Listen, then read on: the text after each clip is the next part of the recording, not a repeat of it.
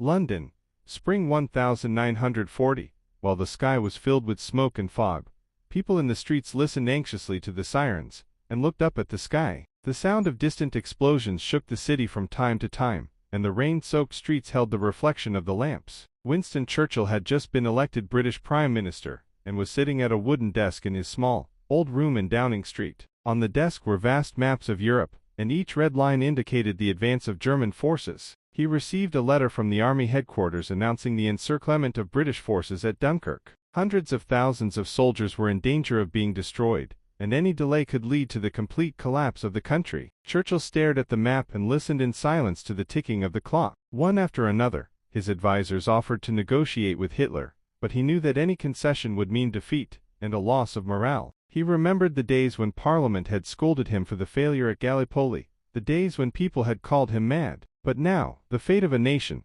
perhaps the world, was in his hands. The cabinet was deeply divided. Defense ministers and military advisors proposed various strategies, but none guaranteed to save the besieged troops. Churchill said calmly but firmly that negotiation meant surrender, and that surrender was not something Britain would accept. He insisted that even if all hope was lost, it was necessary to fight for the honor and morale of the people. Night was falling rapidly, and London was in darkness, lit only by the dim glow of street lamps. Churchill looked out the window at the empty streets, and imagined that each of those soldiers in Dunkirk was a young man, who had left his family and future behind to defend his country. His decision had to be quick and precise. That night, he formulated a plan that would later be recognized as one of the most daring decisions of the Second World War, ordering the Dunkirk rescue operation using every ship and small boat available in Britain. At the same time, the media and public opinion were putting great pressure on the cabinet. The people were aware of the plight of their soldiers, and any news of defeat could destroy the morale of the nation. Churchill knew that his speech had to demonstrate both the strength of his resolve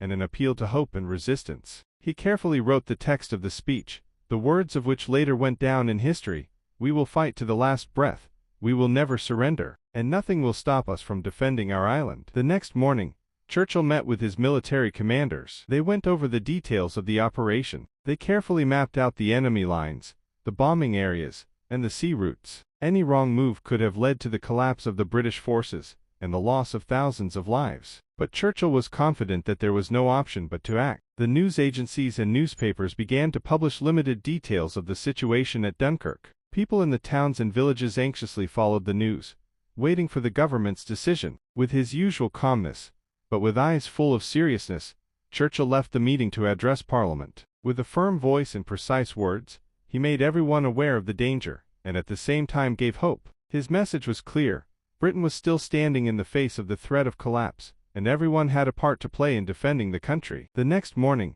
Churchill met with his military commanders. They went over the details of the operation. They carefully mapped out the enemy lines, the bombing areas, and the sea routes. Any wrong move could have led to the collapse of the British forces and the loss of thousands of lives. But Churchill was confident that there was no option but to act. The news agencies and newspapers began to publish limited details of the situation at Dunkirk. People in the towns and villages anxiously followed the news, waiting for the government's decision. With his usual calmness, but with eyes full of seriousness, Churchill left the meeting to address Parliament. With a firm voice and precise words, he made everyone aware of the danger, and at the same time gave hope. His message was clear: Britain was still standing in the face of the threat of collapse, and everyone had a part to play in defending the country. In the following days, the Dunkirk operation began. Warships and small boats were sent to the coast to rescue the besieged soldiers. Storms, bombing, and difficult conditions made the task difficult, but the morale of the commanders and soldiers was maintained unwaveringly. Churchill monitored the situation in London and received fresh reports every day. At any moment he could have announced defeat,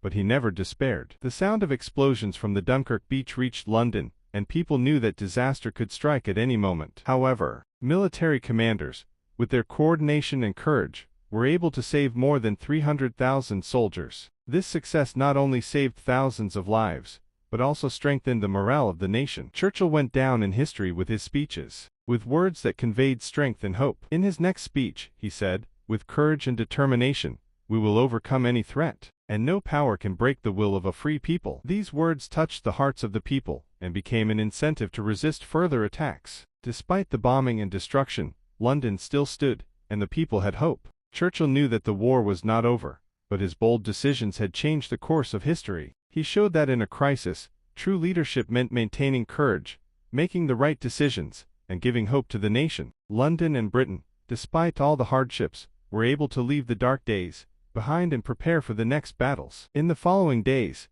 Churchill would analyze the situation every morning, reviewing maps and reports from land and sea forces. He paid attention to the smallest details, the course of the ships, the strength of the enemy, the weather conditions, and even the morale of the besieged soldiers. Every decision could be the difference between salvation and disaster. The cabinet remained worried, but Churchill calmly and decisively explained his strategy and managed the concerns. In London, people would see long lines every day for news and newsletters. Newspapers would put Churchill on the cover and write about his bold decision. Many people in their homes and factories would listen intently to the radio, waiting to hear news of the rescue of their soldiers. The sense of collective responsibility and solidarity among the people grew stronger every day. During this time, Churchill had frequent meetings with military commanders. He went through all the options and chose the best way to rescue the soldiers. Even in cases where operations failed, he offered alternative solutions and never lost hope. At night, Churchill would sit in his small room,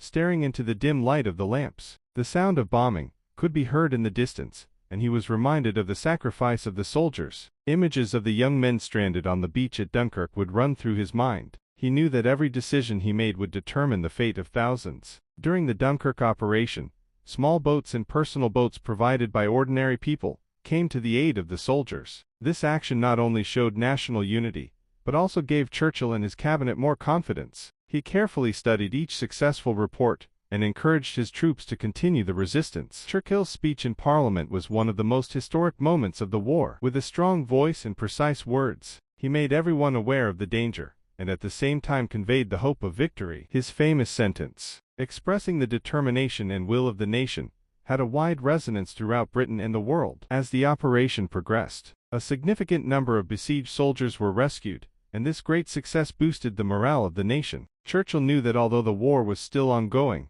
this bold decision could change the course of history and show that in critical situations, decisive and courageous leadership can work miracles.